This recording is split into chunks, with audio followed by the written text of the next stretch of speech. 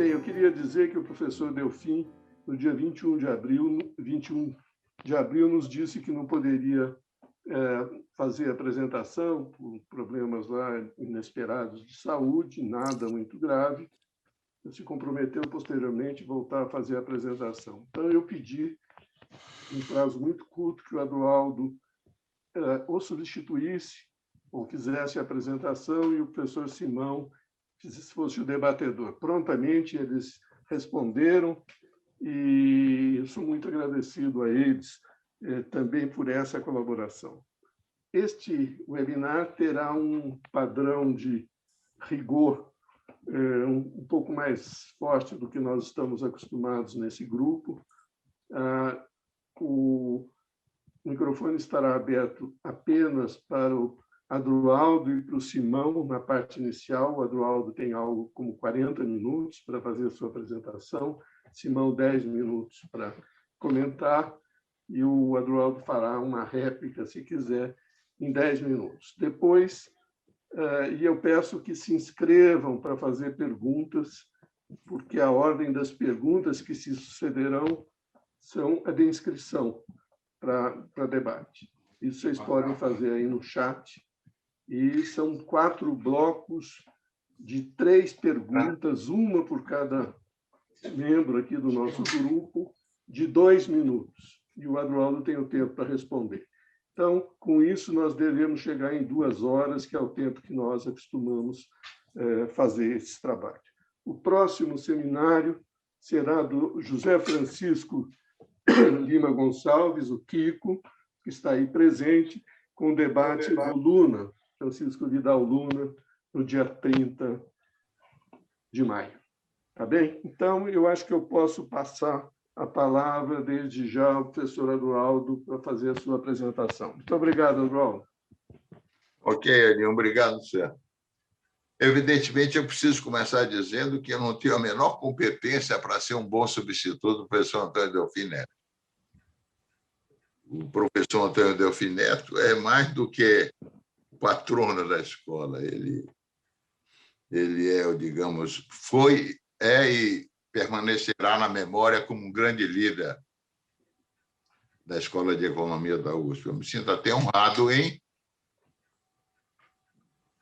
na hora que eu recebi o convite do Elinho para debater para ser o, como é que você chamou, de debatedor do Delfim Neto, eu me senti até honrado com a escolha. Substituí-lo para mim é impossível. Então, vamos apagar essa página e vamos aqui trabalhar como se nada disso tivesse acontecido. Bem, como é que eu faço aqui para botar a tela aqui, hein? Aqui? Compartilhar, só tem uma tecla de compartilhar. Tem uma partilhar. Ok, já foi. Está chegando a apresentação. Vocês aparecem, tá ok, ficou jóia. Bem, o meu propósito hoje, na verdade, dada a exiguidade do tempo, foi escolher 3 temas que têm me acompanhado ao longo dos últimos anos. Olhar o mercado de capitais no Brasil com alguma frequência, até como protagonista do mercado, não como analista. E a situação da pandemia, não vou comentar, é conhecida de todos. O impacto sincronizado na economia mundial foi espantoso, com nível de desemprego elevadíssimo. Mas, de tudo isso da pandemia, que foi o primeiro tema que eu escolhi, para fazer uma provocação a vocês, é a velocidade com qual a coisa está voltando, ou seja, a economia, com toda a desgraça e a pobreza, e o volume de mortes, etc., de um lado, o que está mais me chateando nisso tudo, e incompreensível até um pouco, é que há uma enorme exuberância do mercado financeiro de um modo global, mundialmente falando. Uma recuperação brutal de preços de ativos de uma recuperação relativamente forte de algumas economias, a exemplo da própria brasileira dos últimos trimestres. Esse será um tema esse será a primeira provocação que eu vou fazer a partir de uma tabelinha que eu montei aí para vocês. A segunda provocação nada tem a ver com isso, do curto prazo. A segunda é uma provocação que eu extraí da leitura de 2 livros recentes. Um é um do Bob Gordon, que, por sinal, foi membro do meu comitê de tese na Universidade de Chicago nos anos 70, sobre um livro que ele escreveu sobre o crescimento americano de 1870 aos dias atuais, trabalhando com o conceito de qualidade de vida, e mostrando a evolução e como a tecnologia impactou na qualidade de vida americana ao longo desse período todo. E ao lado desse livrinho um livrão do Bob Gordon, um conjunto de ideias assemelhadas a que ele traz lá no livro, do Steve Pinker. É um livrinho muito provocativo que eu recomendo a leitura enfaticamente, que chama Iluminismo Now, que também trata da questão do crescimento de longo prazo da qualidade de vida. E isso foi um livro que me impactaram muito quando me caiu às mãos o livro do Luna e do Klein sobre a história social do Brasil. E que veio bem a calhar em relação às informações contidas no livro do Gordon e no livro do Pinker. E aí eu trago algumas informações para nos ajudar a pensar o que nós entendemos por crescimento econômico de longo prazo. O terceiro conjunto de críticas que eu gostaria de fazer, de provocação, na verdade, diz respeito à teoria econômica, de modo geral. A gente sabe que teorias exóticas sempre estiveram presentes na área da chamada ciência econômica. E, é evidente, elas são tanto mais relevantes do ponto de vista de audiência pública, quanto maior a crise do sistema econômico. E, com essa crise de 2008, não foi muito diferente. Surgiram várias teorias muito exóticas aí no sistema que eu, pelo menos, tenho dificuldade de entendê-la, apesar de ter tentado. Então, eu vou nomear 3 autores dessas coisas minhas exóticas que apareceram aí nos últimos anos, na última parte da nossa palestra, para que os entendidos da academia me ajudem a compreender o que isso significa. Bem, vamos ao primeiro tema, então. Eu acho que vocês estão vendo a tela já aí, né? Sim. Está vendo? Sim, eu acho que tem muita conversa fiada aqui. Eu não vou ler isso aqui. Só vou ressaltar os pontos e vou partir para uma tabela. O ponto, então, aqui é o seguinte. Nós estamos vivendo uma lua de mel com um mundo que há muito tempo eu não via, que é um ganho nas relações de troca, tipo o que ocorreu logo depois da entrada do século XXI.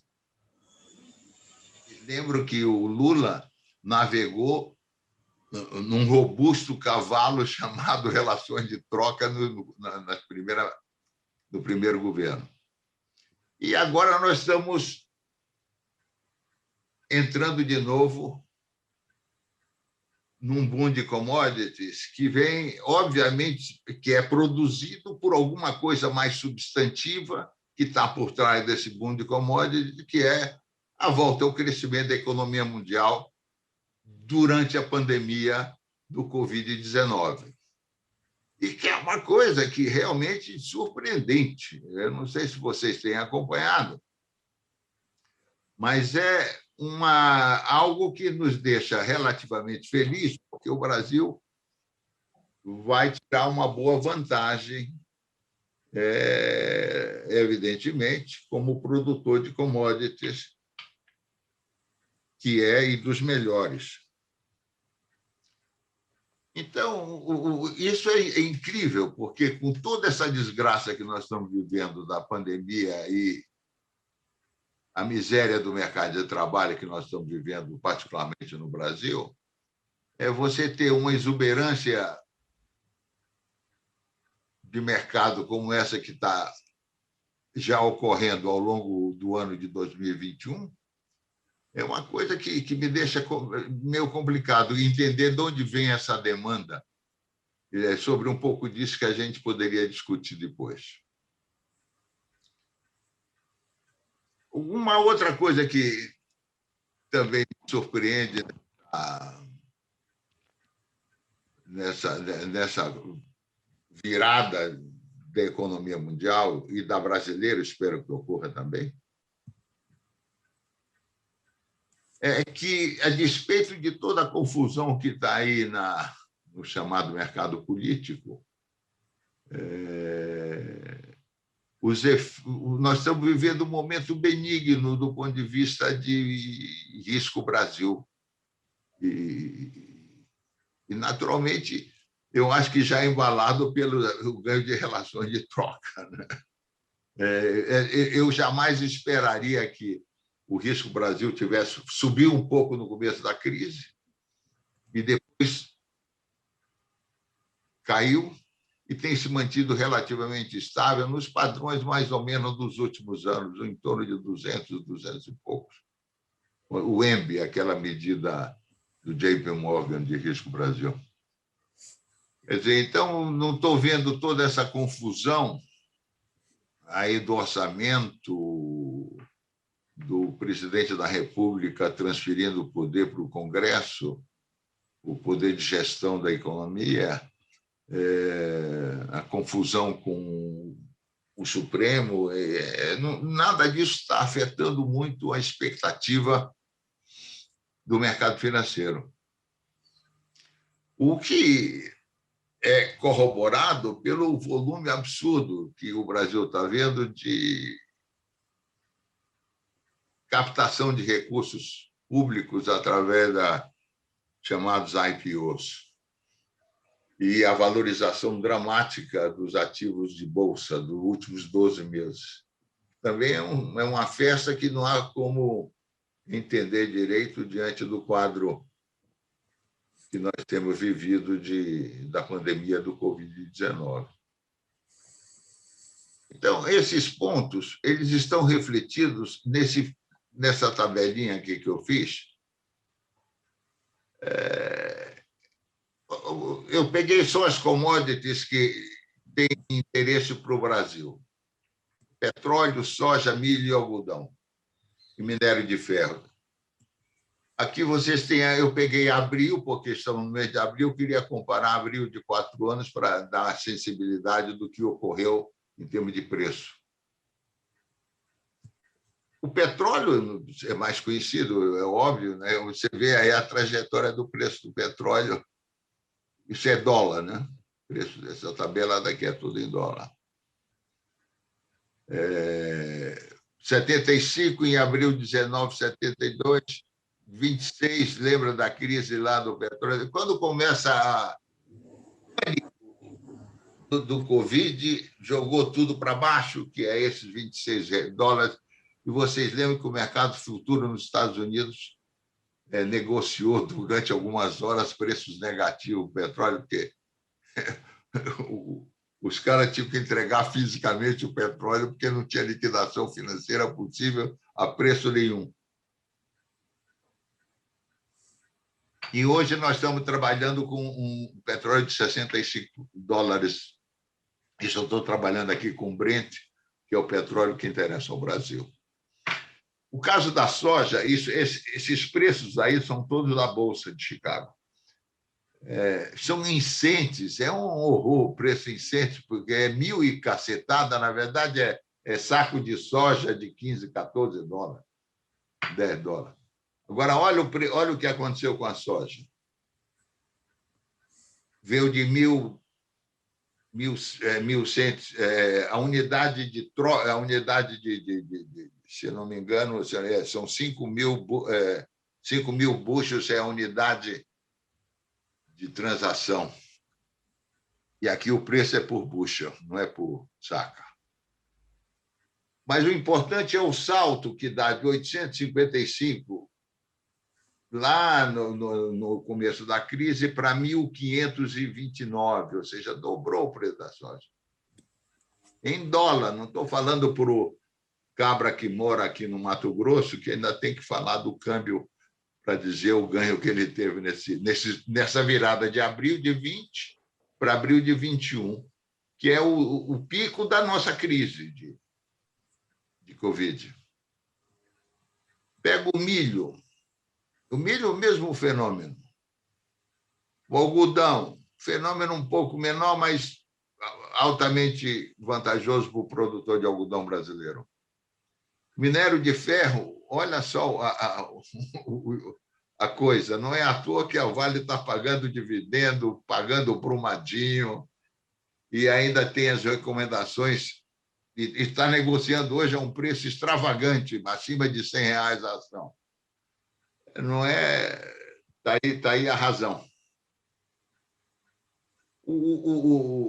Como eu disse, o risco Brasil, no pico da crise, segundo o ENB, ele atingiu 421. E hoje está em 265. Reservas internacionais, que é um outro indicador de tranquilidade. Caiu um pouco no começo da crise, perdemos uns 30, 40 bilhões de dólares, mas em relação a abril de 2020, ele voltou a se recuperar e se recuperou ao longo do ano de 2021. Está indo bem, não tá mal. Ainda aqui em bilhões de dólares. Quer dizer, o Brasil, no pico de abril de 2020, estava com 340 bilhões de dólares de reserva, mais ou menos, e agora está com 300, a última que eu vi no Banco Central, 347 bilhões.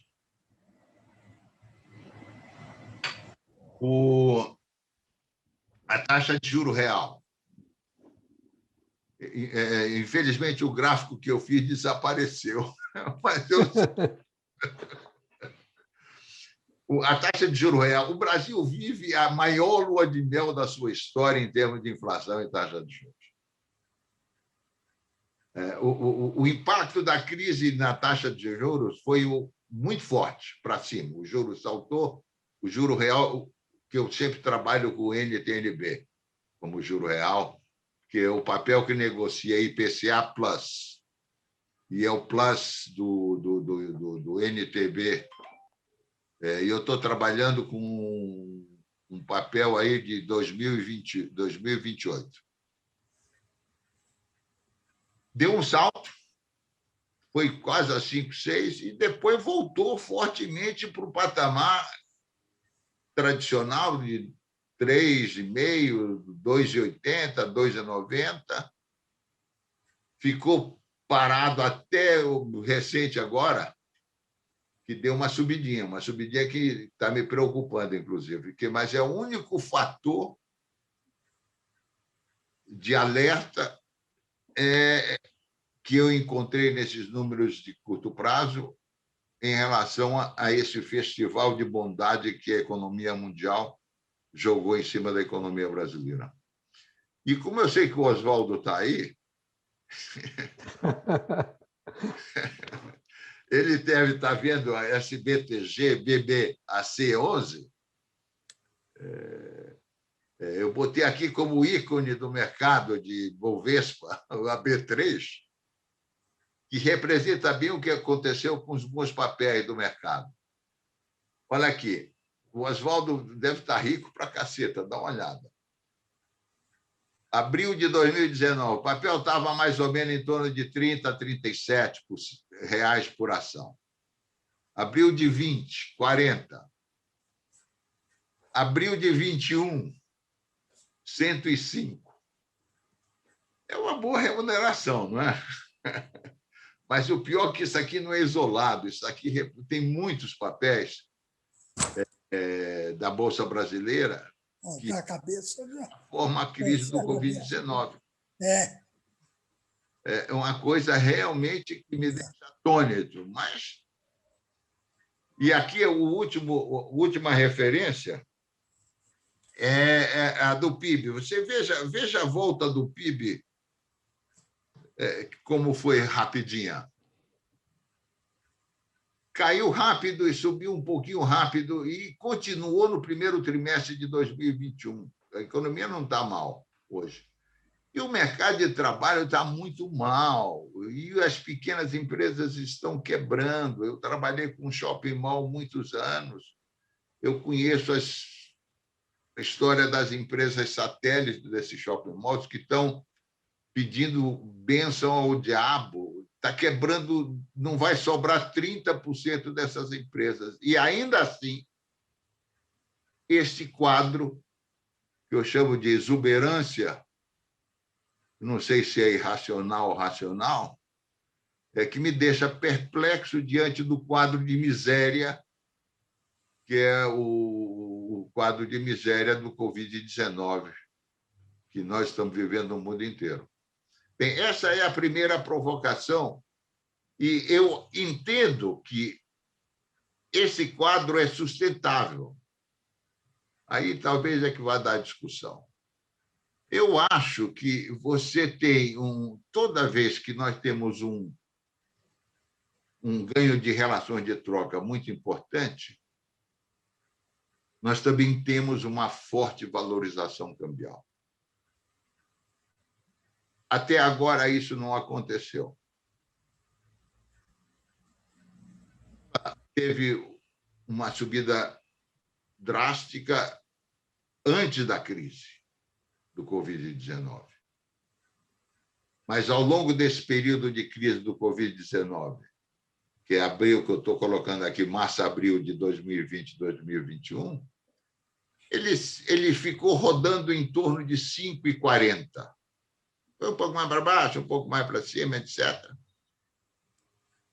E eu acho que ele está em busca de maior valorização por conta dos ganhos de relação de troca que ainda não impactaram no dólar como deveria. Talvez em função dessa confusão política que deva ter contribuído para a manutenção do dólar nesses patamares. Quer dizer, é difícil compreender por que o real foi a moeda que mais desvalorizou no mundo em relação ao dólar, nesse quadro de ganho de relações de troca. Eu acho difícil de entender e acho que o dólar, que o real vai valorizar ao longo dos próximos meses. Essa é uma aposta que, óbvio, que eu hoje, como pequeno especulador que sou, eu estou metido nessa aposta, estou apostando nessa direção. Essa é a dúvida maior que eu tenho em relação a isso. Quer dizer, será que isso aqui vai permanecer com as suas influências positivas na economia brasileira ao longo dos próximos anos? Quer dizer, depois que a gente vencer a guerra da vacina, isso vai melhorar ainda mais? São questões que hoje me ocorrem e que eu também coloco para vocês. Eu preciso continuar com um outro tema. Antes, eu só queria dizer o seguinte: o grande problema que nós temos hoje de curto prazo é a inflação. Eu nem vou elaborar muito, porque eu estou entendendo essa inflação, que foi muito forte nesses últimos meses, eu estou entendendo como um movimento temporário. Por quê? Eu acho que é temporário porque ela está sendo impactada por esse ganho na relação de troca. Os preços internacionais das commodities subiram muito em dólar, mas muito. E como o dólar ficou preso ali nos 5 e pouco, etc., isso gerou um impacto enorme no custo de vida no Brasil, como de um modo geral, e particularmente no setor de atacado. É óbvio que eu tenho dúvida em relação a essa temporariedade da inflação, mas eu tenho um pouco de suspeita de que isso vai voltar ao normal. Essa mudança de preço relativo está impactando fortemente na inflação de curto prazo. Tomara que eu esteja certo, porque se não tiver, vai ser uma coisa muito desagradável para a economia brasileira saltar esse obstáculo. E tem muitos headwinds, como dizem os gringos, muitos problemas à frente para enfrentar se essa inflação continuar desse jeito. E a coisa mais espantosa que tem da inflação é a disparidade de comportamento dos índices de preço. O IGPM, eu não vou nem dar o número, que são tão absurdos, acima de 30%, com o IPCA subindo de 2%, 3%, 4% para 6%, na mais 7%, 8%, isso assusta.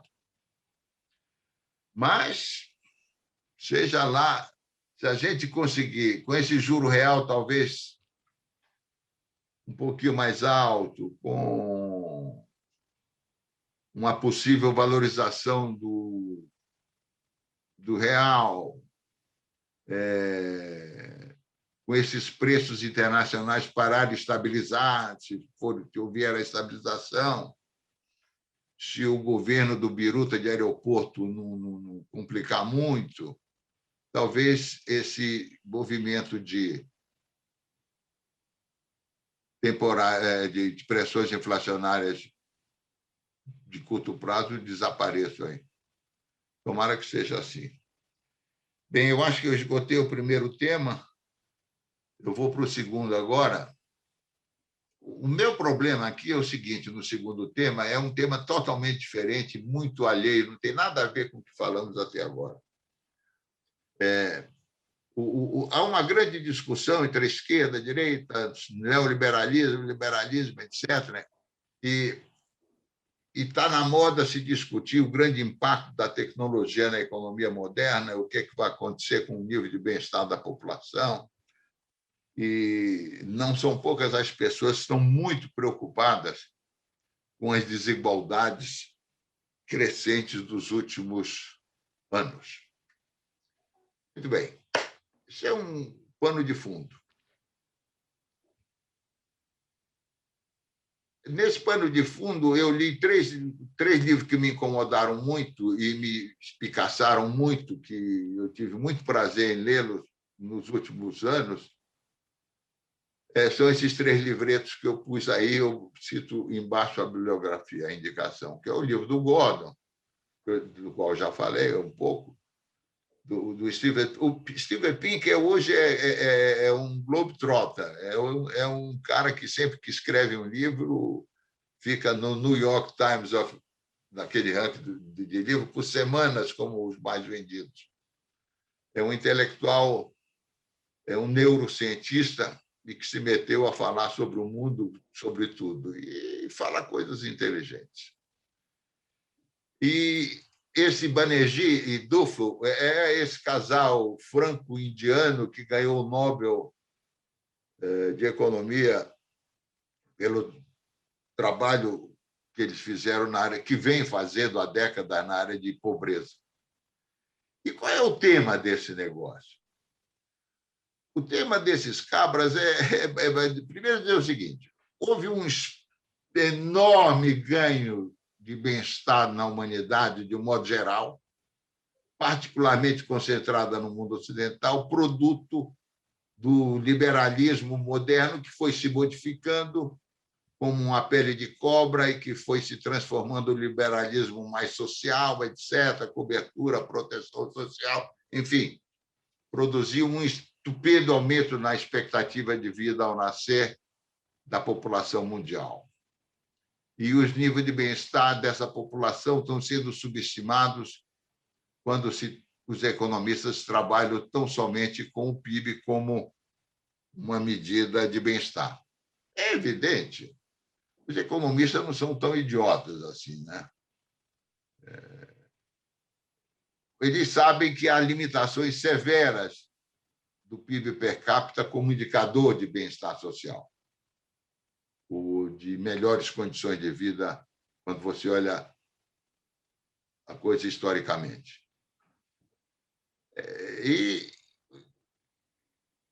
E o ponto é que, com a economia moderna, com a informatização, com o nível de externalidade que a economia ganhou, com a cobertura social que as sociedades foram capazes de construir, e a proteção social na área de saúde e educação em particular, gerando enormes externalidades, a distância entre essas medidas de bem-estar e qualidade de vida foram crescendo ao longo dos últimos anos, ao longo das últimas transformações tecnológicas, e que foram, particularmente na área de saúde, que foram sendo incorporadas à grande massa da população.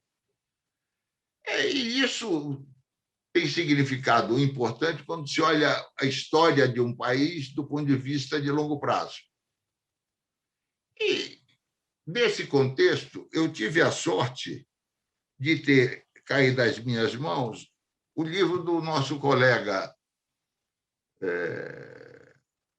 Francisco Vidal Luna, para mim, o sempre Paco, que foi meu companheiro de escola, escreveu, inclusive, junto a algumas coisas sobre o mercado de capitais, que agora ele se dedicou a escrever com Klein sobre vários problemas do Brasil, em particular sobre agricultura, e o último livro deles agora, que se chama História Social do Brasil Moderno, que é um livro que acaba de sair, e que vem bem a propósito dessa discussão que levantada por esses três cabras que eu estou levantando aí. O livro do Paco é um livro que simplesmente nos faz lembrar da nossa própria geração. Eu nasci em 41. A maioria de vocês nasceu entre 45 e 50.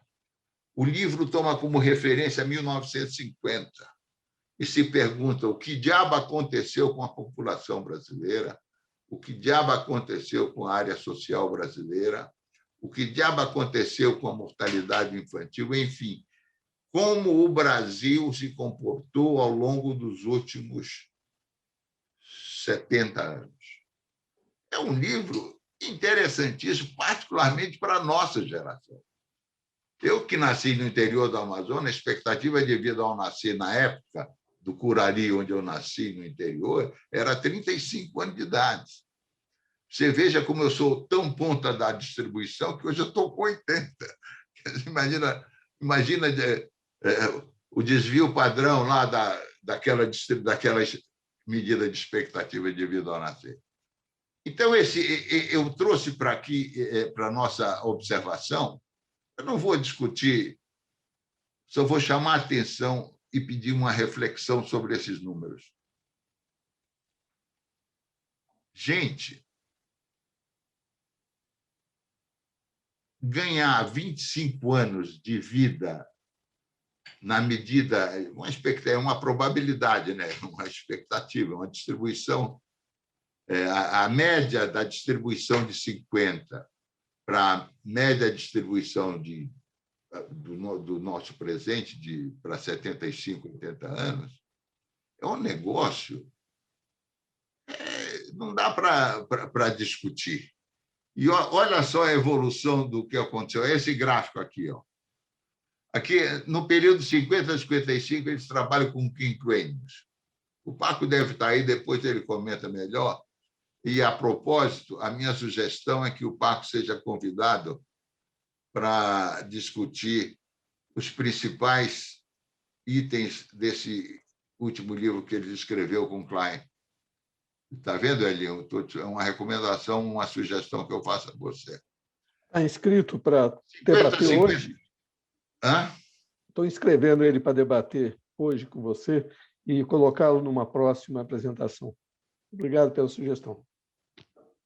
50 a 55, você vê aqui, homens e mulheres aqui é 49, é 50 anos de idade. Aqui em 2010, 2015, é 76, 78, 77. Ganhou 25 anos, vai, 20 anos. Agora, o que é mais surpreendente é que não tem queda e nem estabilidade. É uma taxa de crescimento, há uma pequena inclinação ali nos 70, 75, 80, 85.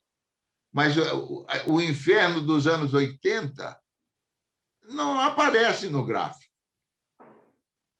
O que isso eu quero dizer? Veja o seguinte, nós somos acostumados a olhar o passado de uma forma generosa. O Brasil hoje tem uma taxa de crescimento que é uma porcaria, não consegue crescer, cresceu muito na Primeira República, cresceu depois com Juscelino, e depois cresceu lá nos anos 60 com Delfim e ditadura, e parou. O seu potencial de crescimento foi destruído pela Constituinte de 1988. Há muito desse papo no nosso meio. Mas olhando esse gráfico, eu não vejo isso transferido para o avanço que deu na expectativa de vida ao nascer e para os outros dados que eu vou mostrar. Veja bem o seguinte, olha, nos anos 50, teve a morte do Getúlio e a crise política. O governo do Juscelino, apesar de insensado, foi um governo politicamente irresponsável do ponto de vista fiscal. O país chegou no final dos anos 50, e eu lembro bem que tinha 10 tipos de categorias de câmbio, leilão, um absurdo, controles desesperados.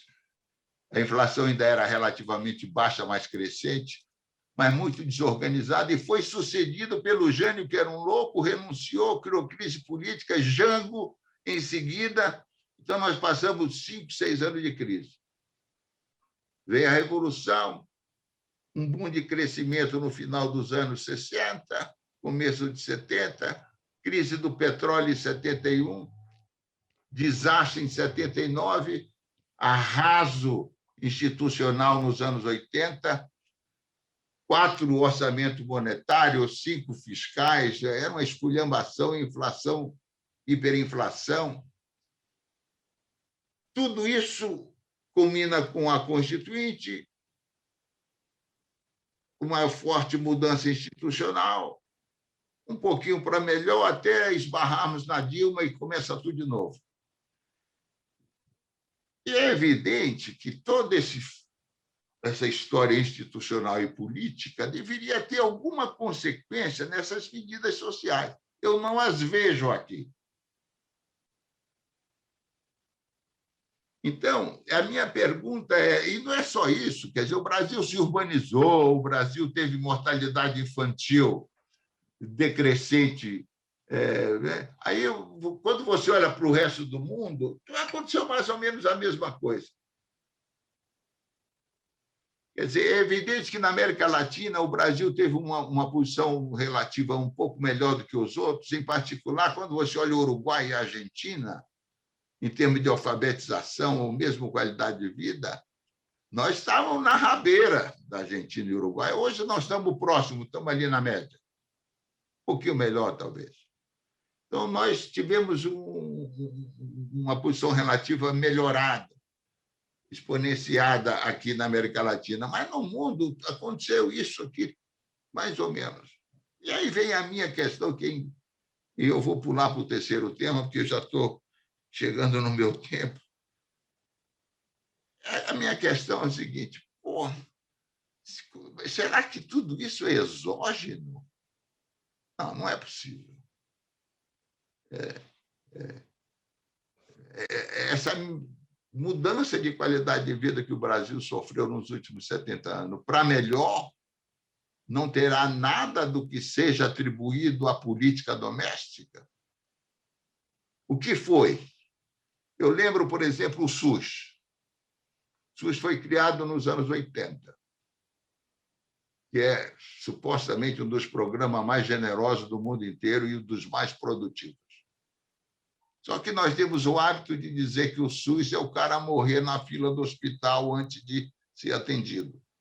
Até que veio o Covid-19 e que está transformando a imagem do SUS para a sua imagem verdadeira, que é um grande cobertor social que a população brasileira tem, e felizmente tem por iniciativa dos constituintes e pela implantação do nosso senador José Serra. Quer dizer, então, alguma coisa endógena tem. Quer dizer, que a despeito da crise, como é que nós explicamos essas grandes transformações na área social? Essa é a pergunta que eu deixo para os meus companheiros. Eu só queria chamar a atenção para um outro fato, que é essa daqui. Esse gráfico é muito impactante. Essa é a taxa de mortalidade. Mortalidade infantil. O trabalho do Paco tem muita informação.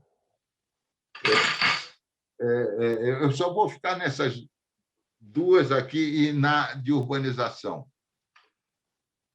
Nós só se transformamos num país urbano em 1970. Em 1970, eu estava estudando em Chicago. Quer dizer, agora eu nasci aqui, em 40.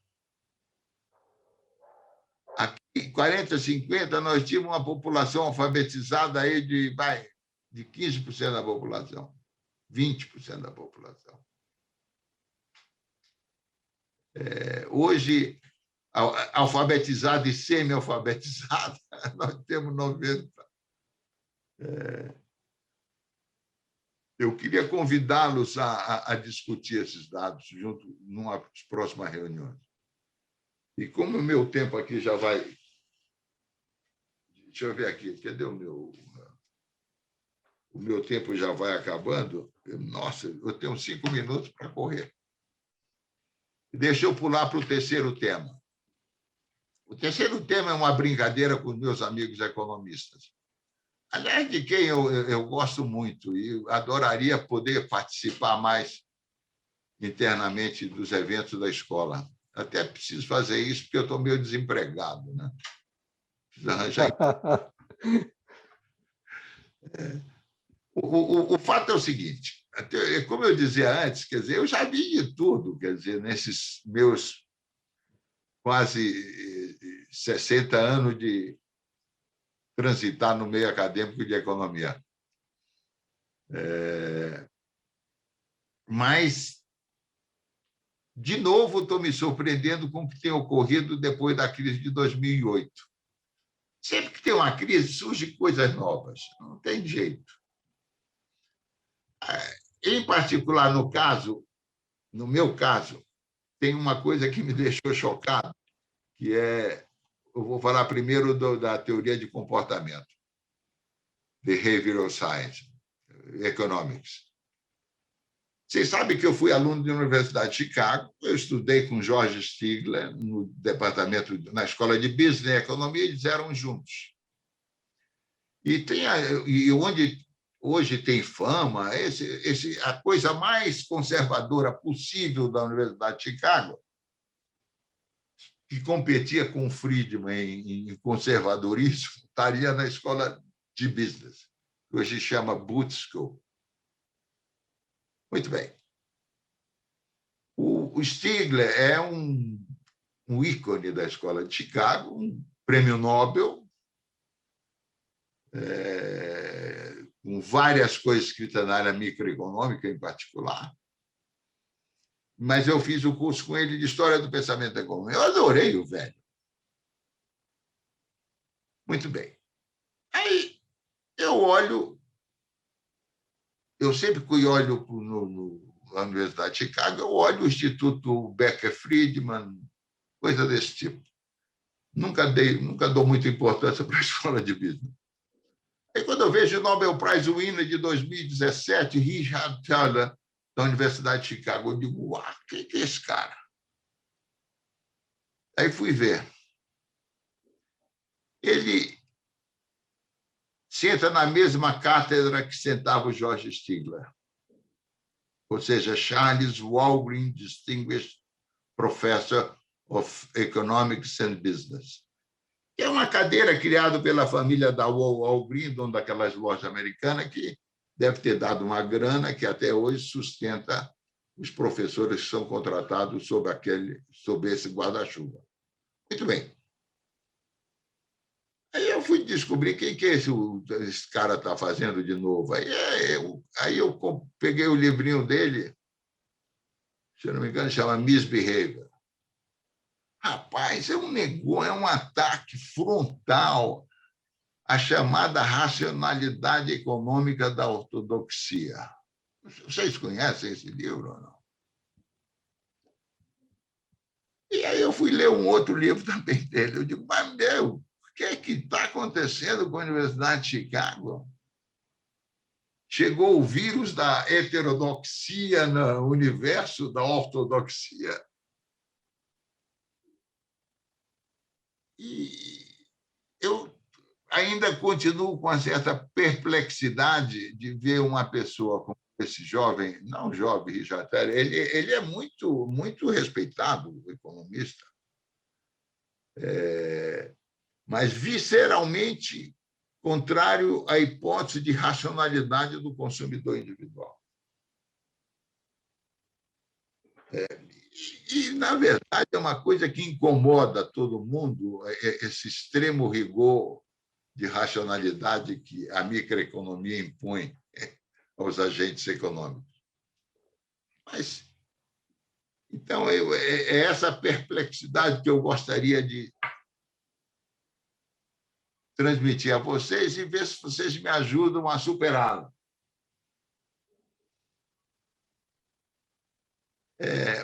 A segunda perplexidade.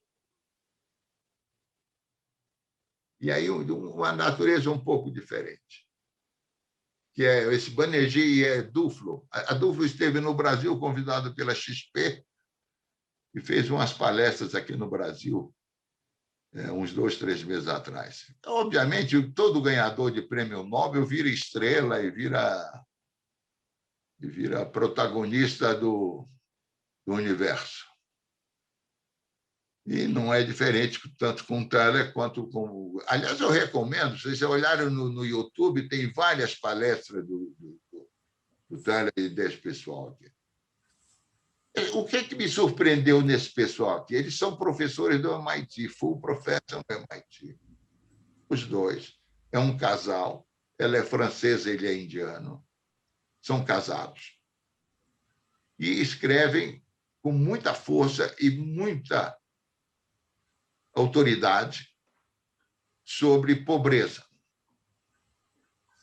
E é evidente que, quando você vê prêmio Nobel sendo atribuído ao Thaler, ao Kahneman, a esse grupo aqui, você vê que a ortodoxia está perdendo prestígio na academia. Não sei se a academia merece tanta confiança assim. Mas, de qualquer modo, eu li o último livro, Good Economics for the Hard Times, e achei um livro que me deixou em duas coisas muito, muito, muito preocupados com o seguinte tipo de afirmativa que eles fazem. Primeiro, vou escolher duas delas. Sobre crescimento econômico. Crescimento econômico ele atribui muito à tradição do solo, ou seja, aquele famoso excedente que dá sobre o crescimento do PIB, quando você extrai a participação da mão de obra e do capital, sobra o resíduo que ninguém sabe o que é, ou seja, é a medida da nossa ignorância, como diria o Solow, e que tem muita gente que atribui a desenvolvimento tecnológico, etc. e tal. Então, a partir dessa observação, eles trabalham a ideia de que há uma enorme ignorância entre economistas de como fazer acontecer o crescimento econômico, incentivando a chamada TFP. O que é a TFP? É Total Factor Productivity. É a produtividade total dos fatores de produção. E elabora um enorme argumento para desqualificar essas teorias como, eventualmente, inspiradoras de política de crescimento econômico. E vão defender, obviamente, a sua coisa mais empírica de combate à pobreza. Bem, essa é a primeira crítica. A segunda é mais contundente ainda.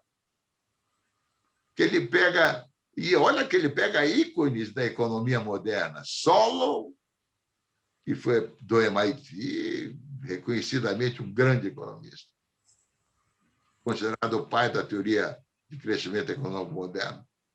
E o segundo, o maior de todos, o Samuels, em que ele pega 2 artigos do Samuels para criticar a fixação dos economistas com a ideia de livre comércio. E, obviamente, desqualifica por todos os títulos essa brincadeira de querer afirmar que todos ganham com as formulações de trade. Aquela coisa da potencialidade do ganho com o ganho de fato, em que eles acham que teorização é uma coisa que não tem muita consequência, não adianta dizer que o free trade todo mundo ganha, se potencialmente eu pudesse distribuir de quem ganhou para quem perdeu e ainda sobrar alguma coisa. Então, essa crítica é muito contundente por esses autores.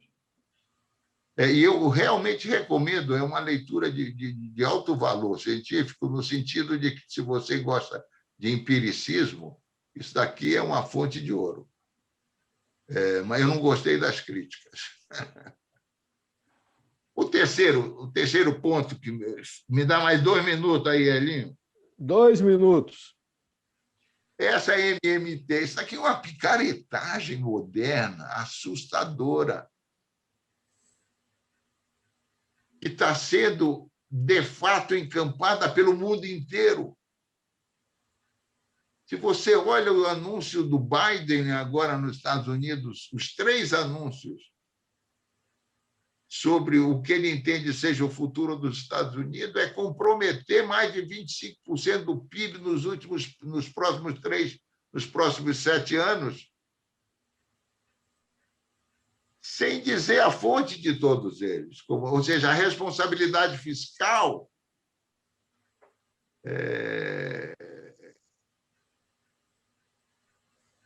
está sendo enfatizado por esse povo aqui. Você sabe o que isso aqui representa? É chamada moderna monetária teoria. Quer dizer, ela é uma teoria moderna, mas é uma teoria muito ruim. Quer dizer, é uma teoria que como o mundo moderno aposentou Milton Friedman, e todo mundo hoje sabe que a quantidade de moeda é uma variável muito pouco relevante no mundo macroeconômico, ou seja, o Tobin ganhou a luta, ou seja, juro que é um instrumento básico, mas não é por isso que a gente vai aceitar que essa teoria moderna monetária traga de volta o que eu chamo o teorema do free lunch, em que a política econômica não pode se achar que há restrição orçamentária do governo. Então, esse negócio de que o governo está sujeito a uma restrição orçamentária é uma coisa do passado reacionário dos economistas. Essa é a ideia que eles transmitem enquanto o nível de pleno emprego não chegar. Mas aí ninguém sabe direito o que é pleno emprego. Bem, mas como o tempo realmente se esgotou, eu espero que a gente volte a falar alguma coisa sobre essa teoriazinha. Mas também deixar um registro em relação a Chicago. Realmente, a teoria monetarista dos anos 80, 90 de Chicago está bypassada por larga margem, porque toda ela tem uma ancoragem, que é a estabilidade da demanda do estoque real de moeda como função da renda do juro real e da expectativa de inflação.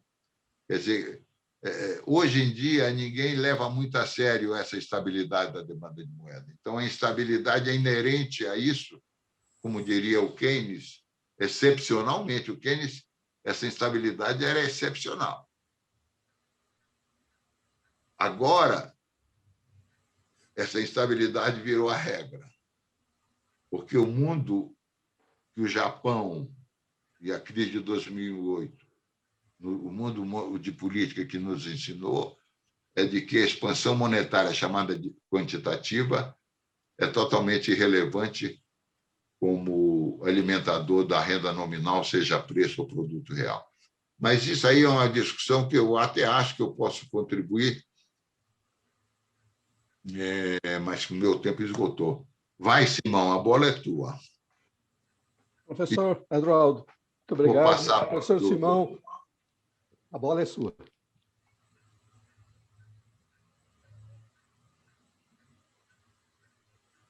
Simão?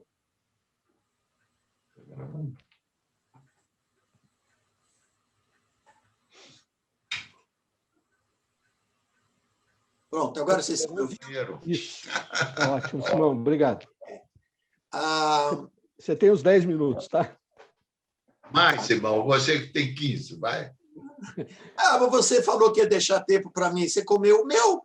Eu fiquei, mas eu sou indisciplinado, Simão. São 11 horas já, cara.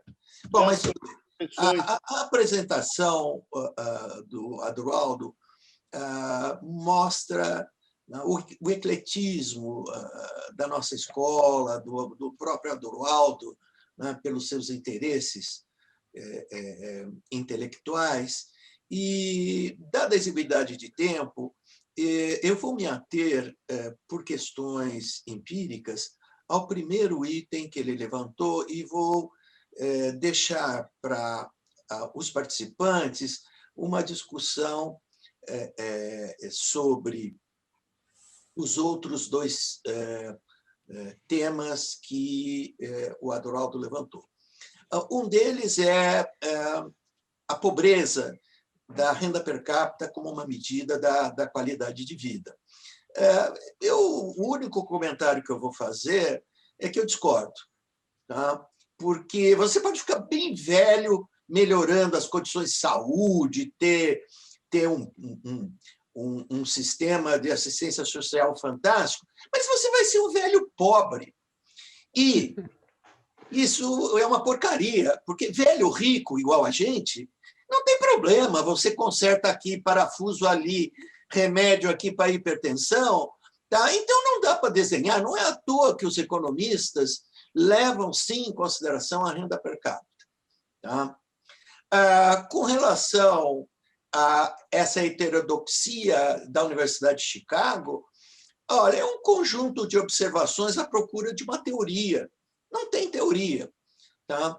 E são os dois comentários que eu quero fazer dentro da exuberância dos temas que você levantou, e eu vou me ater mais, que eu acho que eu posso complementar de uma maneira mais adequada a tua visão do setor externo da economia brasileira em particular.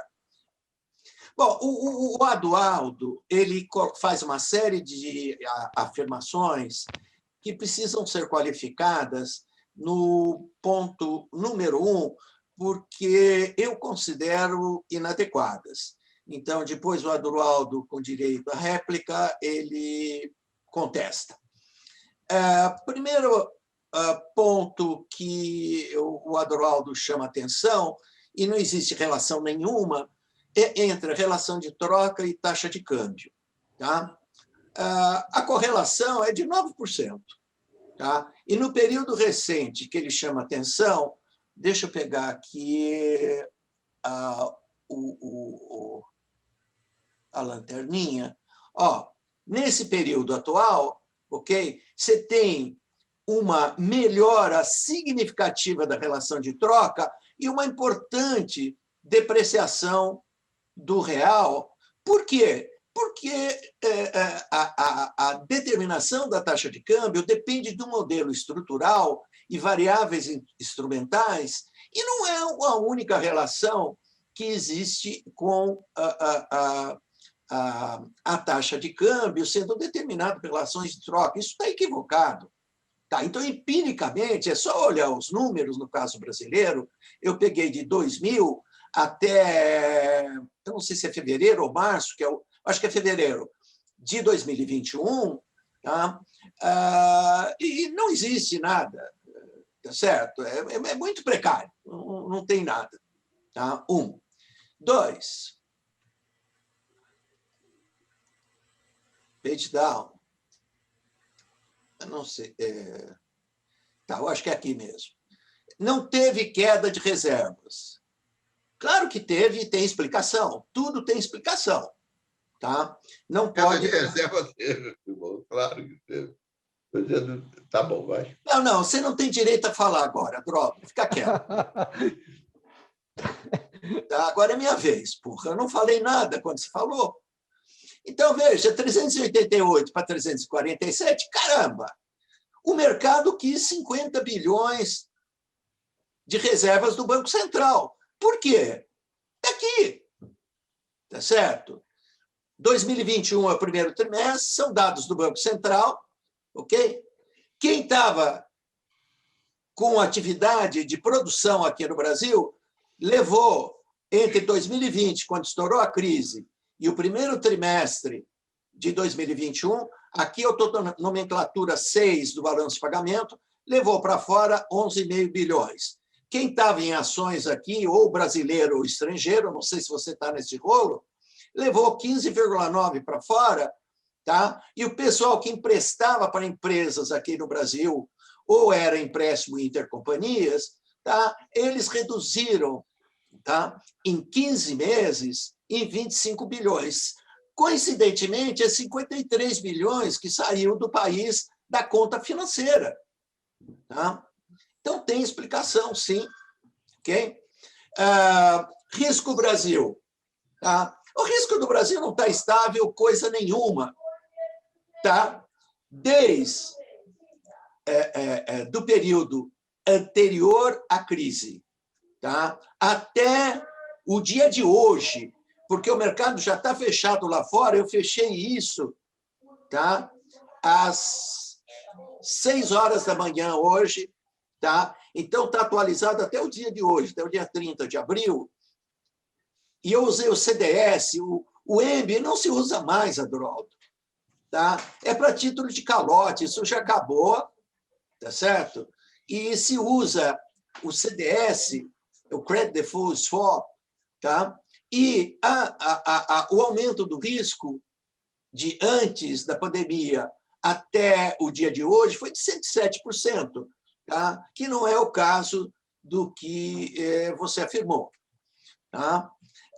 Uma outra explicação porque o real se depreciou dentro daquilo que eu chamei de uma equação estrutural, e vai na direção do teu terceiro tópico. Não existe almoço de graça. Você não pode emitir dinheiro e gastar adoidadamente. A taxa de juros no título mais importante do Tesouro, tá, na Treasury Note 10, que é o título mais demandado do mundo, já está em 1,61 em março. Tá? Óbvio que entre ficar no real, que é uma moeda que pode depreciar mais, e ganhar 1,61 nominal nos Estados Unidos, um título longo, você vai para os Estados Unidos. Tá? Está aqui no título. Não sei se todos estão familiarizados. Por que a Bolsa está tão exuberante? Tá? Isso é chamado do efeito TINA, é a sigla em inglês. There is no alternative. Tá? Então, o que aconteceu quando teve a Covid? Você joga a taxa de juros para zero ou até para negativo, não tem o que fazer com o dinheiro. Isso que é o there is no alternative. E você chamou a atenção da exuberância da Bolsa. Eu vou chamar a atenção do segundo. Tá? O segundo é... Bom, não, primeiro vem uma coisa. O que aconteceu lá fora não aconteceu na mesma magnitude aqui no Brasil. Você pode ver que o Ibovespa, na B3, tá? Ele estabilizou, ok? E hoje, o nível dele, compara com o anterior, tá? Na Standard & Poor's, você está muito acima do pico antes da Covid, tá? Mas muito acima, ok? Isso daqui é uns 3.500, você está em um S&P de 4.200, 4.300. Tá? Olha aqui na Bovespa. Tá? Óbvio, você teve recuperação. No período recente, tiraram o dinheiro daqui, tá certo? E dadas as turbulências, tá? Nós estamos no nível de 2020, nós estamos em 2021 agora, né? Ok? Bom, o outro boom ligado ao TINA é o boom imobiliário. Dê uma olhada com o dado mais recente. O preço dos imóveis residenciais dos Estados Unidos, medido pelo S&P Case-Shiller, tá? Está 82%, uma enorme bolha. Por quê? Porque você não tem o que fazer com o dinheiro está barato, você dá dinheiro para quem não pode pagar. Tá? Tem o subprime. E aqui eu quero lembrar para você, e você conhece muito bem disso, do Kindleberg, do MIT, né? Do Bubbles, tá? Euphoria and Burst. Tá? Esses mercados, um dia vão estourar. Certo? Quando? Ninguém tem ideia. Você não tem ideia. Tá? E a outra coisa é o seguinte, o câmbio flutua, não tem jeito, não tem como saber.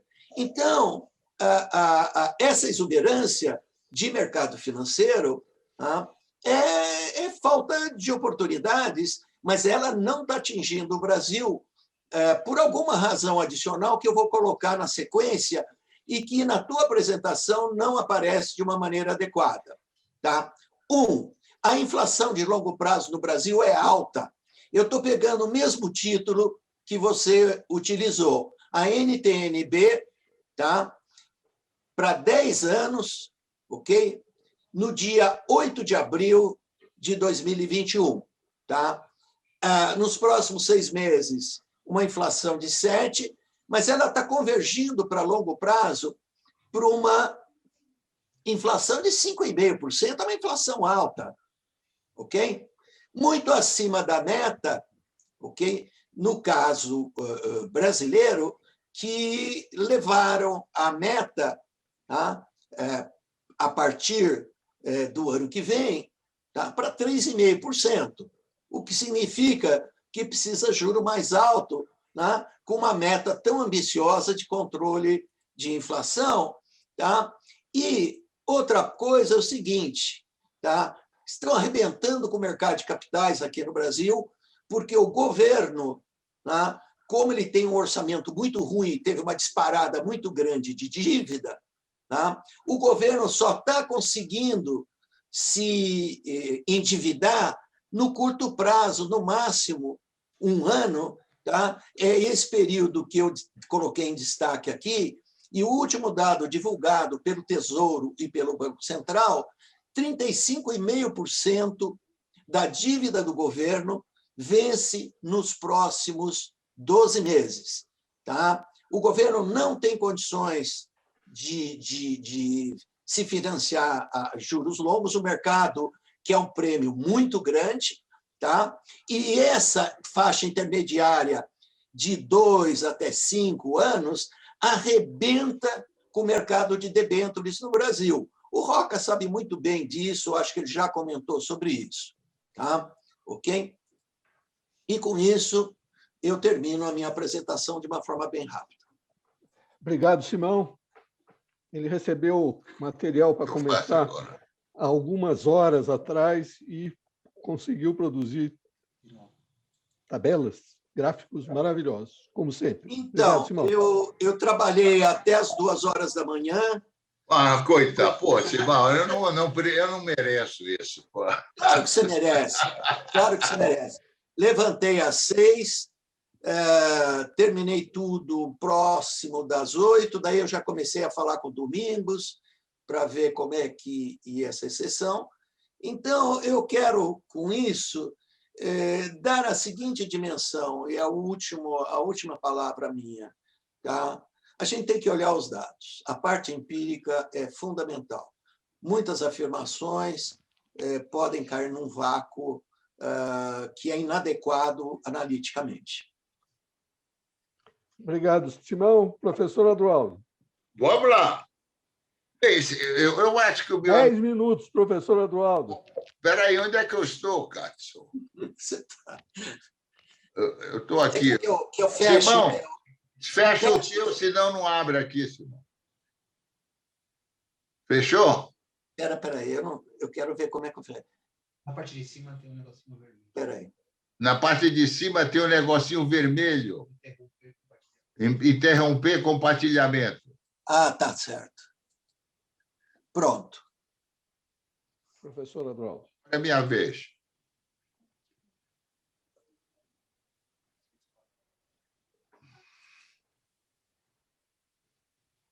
Simão, o seguinte, eu acho que você está minimizando o impacto das relações de troca. O problema é o seguinte, a relação de troca é um dos componentes que pode, eventualmente, determinar a trajetória da taxa de câmbio, sem dúvida. É óbvio que depende do modelo. Você pegar duas variáveis é uma função que tem vários argumentos. E um dos argumentos que você não pode desconhecer é a relação de troca. Você diz que ela é pequena, a correlação é 9%. Eu acho isso ridículo. O impacto vai vir através da balança do trade balance, que você vai ver que vai ter um grande impacto na acumulação de reserva. E pode acontecer o que aconteceu conosco no começo dos anos 2000, em que nós, o superavitário, eu acho que pela primeira vez nos últimos 50 anos, em transações correntes, que pode ocorrer de novo. Isso tem um impacto muito forte sobre o câmbio. Eu não vou nem discutir o detalhe disso. Isso é óbvio que eu não sou tolo o suficiente para acreditar que uma mera correlação entre duas variáveis tem algum eixo de determinação. Mas é um componente importante da acumulação de dólares, de reserva, e, portanto, com impacto sobre a taxa de câmbio. A questão da reserva, Simão, acho que eu fui infeliz na apresentação. O impacto inicial na reserva perdeu mais de 40 bilhões só no mercado financeiro.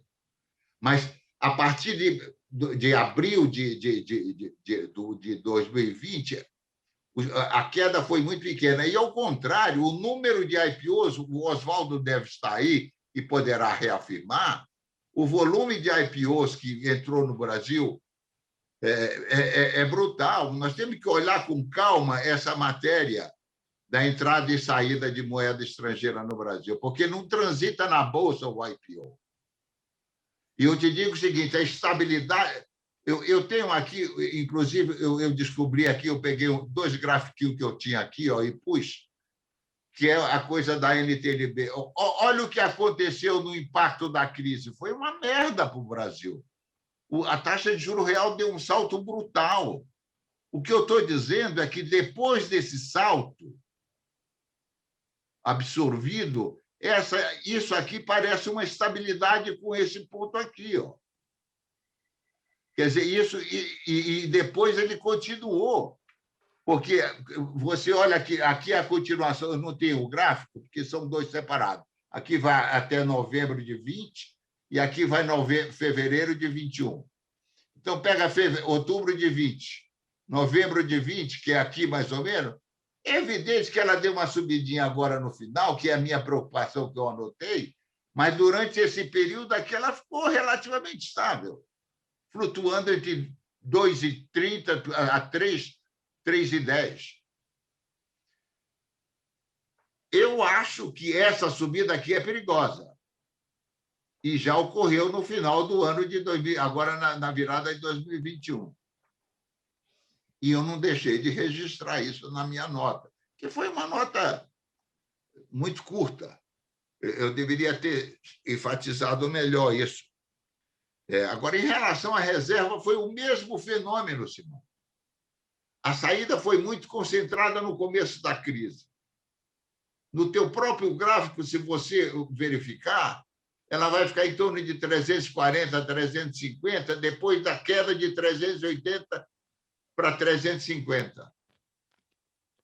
É o mesmo fenômeno que aparece aqui. Eu não acho que subestimei ou que exagerei nesse negócio. Eu acho que você tem razão. O CDS é uma melhor medida do que o EMB, mas só que eu sou preguiçoso e eu não dormi 3 horas da manhã para procurar o CDS. Como eu encontrei o EMB mais fácil, eu usei. Mas é a mesma coisa, quer dizer, esse fenômeno aqui está em tudo. O salto e depois uma relativa queda, eu acho que pode subir, se isso aqui continuar complicado, que é a NTNB, eu acho que o CDS pode subir mais. Outra coisa é o negócio da Bolsa. O negócio da Bolsa é evidente que eu estou falando da recuperação. Eu não estou falando de que a Bolsa teve a trajetória americana. Quer dizer, se você excluir daquele teu índice a tecnologia, aquela tua trajetória vai para o espaço. E outra coisa, a teoria monetária nunca diz que é falta de alternativa. A teoria monetária sempre diz que quando há excesso de liquidez, os preços resolvem igualizar os mercados. Quer dizer, não há uma trajetória infinita de preço real, seja de ativos financeiros ou reais. Quer dizer, você pode dizer a inflação de ativos, que para mim soa como uma tolice, inflação é de bens e serviços produzidos na economia por unidade de tempo. Quer dizer, e se você não tiver esses preços subindo, você entende? O que você tem é geração de riqueza que se evapora como se cria. Da mesma forma que é uma subida de bolsa que hoje está subindo 100%, amanhã pode cair 40%. Eu acho que você subestimou a minha informação de que o impacto inicial foi muito ruim na economia, e o que me assusta, eu não entendo direito por que houve uma estabilização ou recuperação. E a única coisa que eu encontrei para justificar, por enquanto, é o mundo nos ajudando, que é a recuperação da economia mundial através da relação de troca. Eu acho que eu exagerei, passei dos 2 minutos. Vamos. Eu tenho direito. Agradeço, Eduardo.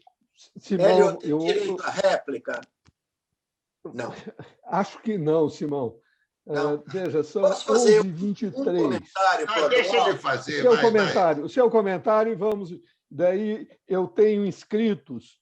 Aliás, o Adroaldo ajudou a fazer inscrições do Oswaldo Assis, do Paco, e tem uma inscrição do Zaga. Seriam os 3 primeiros para fazerem perguntas para o Adroaldo. Simão, por favor. Tá. O meu comentário é o seguinte: quando você olha a estabilidade das reservas, Adroaldo, você está vendo metade da história. Você tem que olhar a história inteira. As transações correntes são superavitárias por causa do superávit comercial que você mesmo mencionou, tá certo? Mas a conta financeira é negativa. Então, esses processos eles se competem, tá? Se compensam. Tá? O segundo comentário é o seguinte, e vem desde o Kenneth Rogoff, de 1980. Tá? A única explicação para a taxa de câmbio de hoje é a de ontem. É um passeio aleatório puro. Não tem... É uma expressão do Greenspan, que inventaram a taxa de câmbio para humilhar os economistas. Então, não tem essa taxa de câmbio de equilíbrio. Não adianta ficar procurando isso. Tá? São tantos fatores e a expectativa. Mercado financeiro depende do futuro. Futuro é expectativa. A expectativa é muito volátil. Qualquer notícia boa, notícia ruim, o câmbio sobe, o câmbio desce. Tá? E falando também, lembrando do Robert Shiller, da exuberância irracional dos mercados, que pode ocorrer, e não está acontecendo, por enquanto, muita coisa com a inflação. Era isso que eu queria encerrar na minha participação. Obrigado, Simão. Hélio. Permitido. Então, eu vou colocar os 3 primeiros, professor Zaga, à distância, mais perto de nós. Professor Zaga, e seguido pelo Paco e pelo Oswaldo Assis, que foram chamados a falar. E depois tem o Edivaldo. Primeiro são as 3 fazendo as perguntas e o Eduardo responde as 3 juntas. Professor Zaga, Nessim Zaga. Tira a tela compartilhada.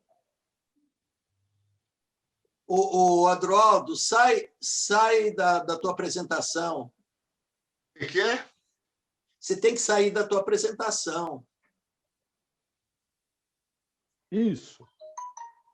Zaga, Nessim, por favor. Microfone.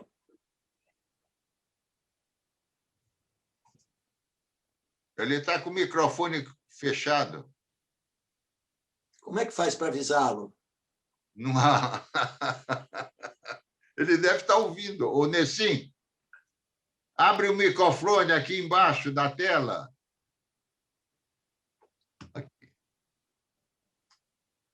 A gente perde Ok, estão me ouvindo? Agora ouvindo, sim. Nessim? Agora sim. 2 minutos Olá a todos, para falar, muito para fazer obrigado. uma pergunta. Muito obrigado por essa oportunidade.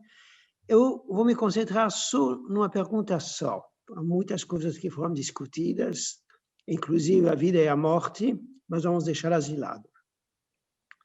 A minha pergunta para o Eduardo é o seguinte: durante 25 anos, o Brasil teve a taxa de juros mais elevada do mundo. E não mais elevada por pouco, por 2% ou 3%, mas por 10 pontos percentuais, 15 pontos percentuais em algum momento, etc.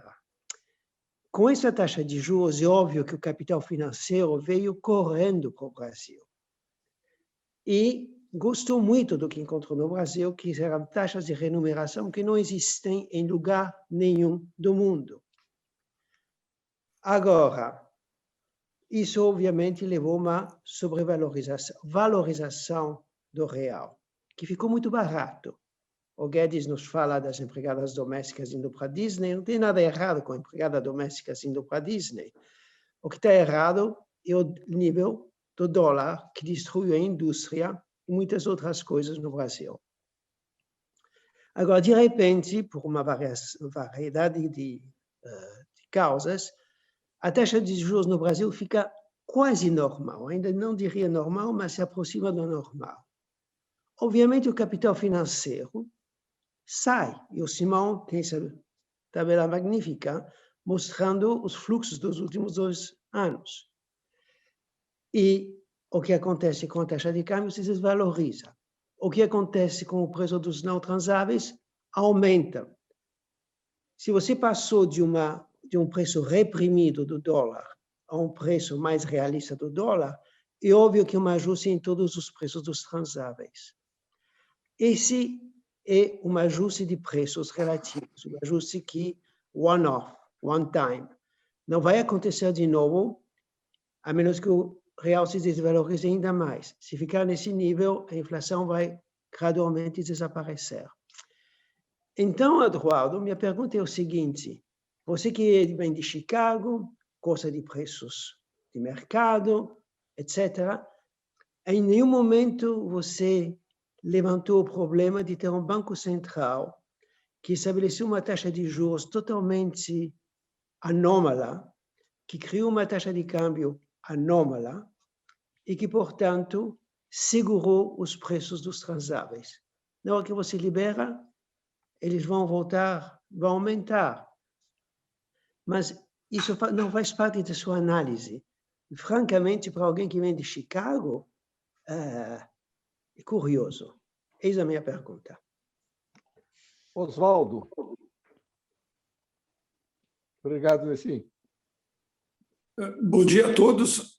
Caro Eduardo, você uma vez me deu uma aula de 30 segundos que eu gravei até hoje. A macroeconomia pode ser resumida, uma maneira de ver, em 4 preços: juros, taxa de câmbio, bens e serviços e salário. Por que eu cito isso?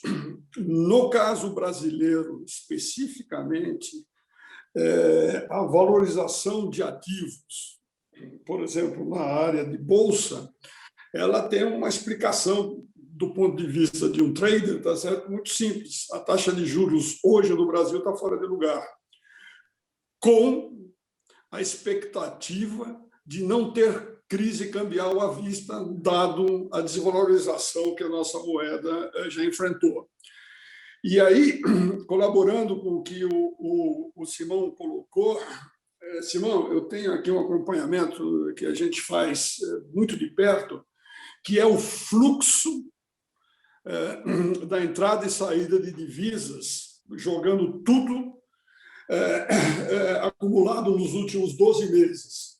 Esse número saiu de aproximadamente 60 bilhões negativos por volta de dezembro, e hoje ele está em menos 6 bilhões de dólares. Ou seja, a queda de saída de divisas está sendo brutal. Nesse sentido, Eduardo, eu concordo contigo que, se não houver nenhum outro fator novo, a taxa de câmbio deve dar uma valorizada. Agora, eu gostaria de ouvir um pouco a tua opinião, especificamente sobre esse ponto aí da valorização dos ativos. Eu colocaria uma pitada adicional, que é o seguinte: como você sabe, o passivo, ou melhor, a poupança financeira, passivo de bancos, de empresas, ela é extremamente curta, o que vale dizer que os agentes detentores de poupança financeira, eles estão colhendo taxas de juros negativas nunca vistas no Brasil. Um exemplo claro disso é o número de pessoas físicas que foram em direção à Bolsa. Esse número saiu de 1 milhão e hoje está em mais de 3 milhões. Mais até do que os estrangeiros ajudaram a manter os preços das ações subirem. Com relação aos IPOs, você tem razão, ele não passa pela Bolsa e o número, pelo menos do ponto de vista nosso lá, é histórico. Nunca houve uma janela de IPOs tão grande no Brasil como hoje. As outras questões são extremamente interessantes. A desigualdade entrou no debate político, isso cada eleição que tiver, esse assunto vai ser falado pelos candidatos de forma mais ou menos agressiva, e o ponto é como cada um deles pretende diminuir essa desigualdade. E aí podemos ter impactos mais ou menos negativos. Com relação à moderna teoria monetária, ela tem uma restrição, sim. A restrição é o movimento de transações correntes. Você não pode, a não ser para casos muito particulares, tipo o que eventualmente os Estados Unidos vai testar agora, né? As transações correntes é um limite a uma expansão monetária sem fim. Aliás, Eduardo, você deve estar lembrado que, pelo menos há 6 anos atrás, já vem desconfortável com a expansão dos ativos dos bancos centrais e a inflação não vem. Queria ouvir um comentário seu sobre isso. Agora, o terceiro é o Paco. Paco, você está por aí?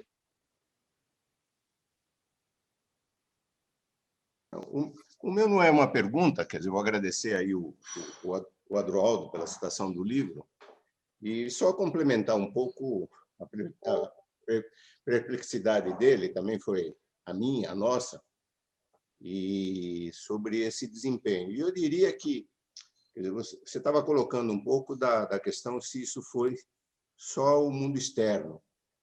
Eu acho que teve uma componente, sem dúvida, e teve uma componente também de tecnologia, né? Toda a questão de remédios, de saúde, de vacinas, eu acho que ajudou muito. Mas eu acho que o papel do Estado aqui nesse desempenho da sociedade brasileira foi fundamental, né? Se a gente colocar um programa como o SUS, programa de vacinas, o programa, a educação, embora a educação a gente pode avaliar que ela é uma educação de baixa qualidade, ter colocado 100% das crianças na escola é uma revolução. Quer dizer, quando a gente olha os anos 50, provavelmente o primeiro grau talvez atingisse 60%, 70%. Hoje nós estamos com 100% da escola já há 20 anos. Isso começou no Fernando Henrique. A escola é um centro de saúde, tem alimentação, tem uma série de componentes importantes. E o que é interessante na questão dessas transformações que ocorreram, que ela não é... Quando a gente olhava o Brasil dos anos 50, ele tem uma dicotomia muito grande entre sexo, o gênero, ele tem um processo muito perverso de gênero, a educação feminina é muito pior do que a educação masculina, pior em número de anos. As regiões, existe uma questão muito perversa em termos de segregação entre regiões. Existe uma segregação muito grande em termos de cor. E o que você vai vendo ao longo desses últimos 70 anos é que esses parâmetros todos vão se aproximando. Quer dizer, na verdade, nós melhoramos em termos de indicadores sociais, demográficos, escolaridade, e isso vai aproximando os vários segmentos da sociedade. E é interessante que isso ocorre, primeiro, com baixo crescimento, e pior, com uma manutenção perversa da distribuição de renda. Nós não temos a mesma revolução na distribuição de renda que nós temos na composição, na homogeneidade da população, em termos de parâmetros sociais ou demográficos. Quer dizer, na verdade, eu acho, é claro que tem uma série de fatores, mas o papel do Estado neste processo foi muito importante. Salário mínimo, os programas de distribuição de renda, a educação universal, a saúde, um programa como o SUS, e antes do SUS já todos aqueles programas de vacina. Eu acho que o Brasil, quando a gente compara, o Adroaldo falou que nós estamos abaixo do Uruguai, e nos anos 50 nós estávamos abaixo do Uruguai e da Argentina. Antes disso, quando você olha os anos 40, assim, 30, nós estamos abaixo de vários outros países mais pobres da América Latina. Quer dizer, na verdade, o que aconteceu no Brasil, do ponto de vista social e demográfico, é efetivamente uma revolução. Eu diria que, no livro, nós mais identificamos isso do que conseguimos dar uma resposta satisfatória para isso. Eu acho que é uma questão para a gente depois analisar isso, debruçar e tentar entender melhor, mas é uma revolução em todos os sentidos. Eu só queria colocar isso, acho que nesse debate só colocar isso. Professor Adroaldo. Caralho. Agora não dá, filho. Tchau.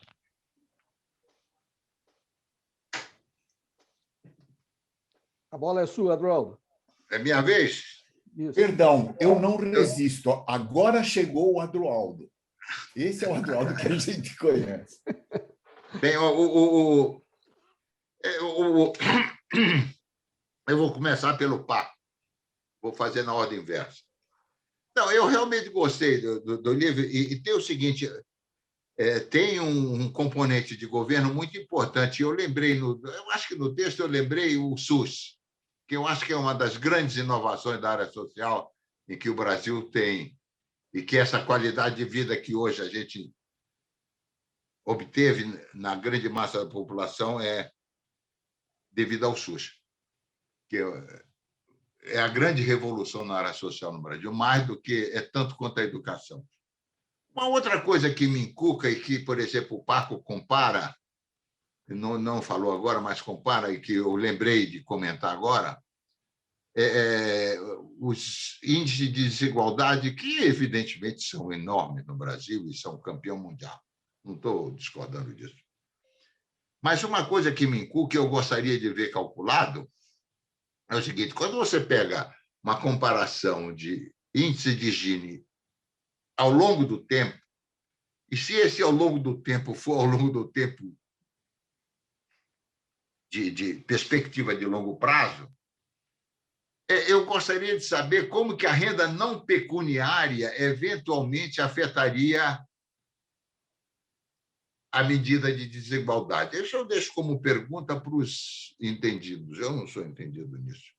Mas eu acho que esse fato desse ganho social mostrado no livro do Luna e do seu companheiro Klein é muito importante para mostrar que existe uma renda não pecuniária agregada no seio da população muito grande. Gente, nós, nos anos 50, tínhamos 60% da população brasileira rural. Não conhecia o papel higiênico, não sabia o que era escova de dente, não sabia o que era um vaso sanitário. Quer dizer, vocês têm que expandir um pouco, abrir a mente para o significado desses números. Que isso, felizmente, é o que o livro do Gordon me propiciou, que eu não tinha essa perspectiva. Mas na hora que você olha o número com essa perspectiva do que era a vida do cidadão naquele instante, é que você pode comensurar, ou pelo menos tentar comensurar, o significado de uma mudança de rural para urbano, de uma mudança de 50 anos de vida, de expectativa de vida para 75, 80. Senão, isso gera uma renda não pecuniária muito significativa. Eu não sei como isso afeta essas chamadas medidas de desigualdade. Eu prefiro aquelas que dizem que 1% da população tem tanto de renda, mas também não mede direito o que é a renda. A medida de riqueza é outra coisa extravagante. Aí eu entro na questão da taxa de juros. O conceito mais mefistofélico que existe em teoria econômica é o conceito de riqueza. Porque as pessoas acham que tem algumas... Nenhum conceito de riqueza é estável ao longo do tempo.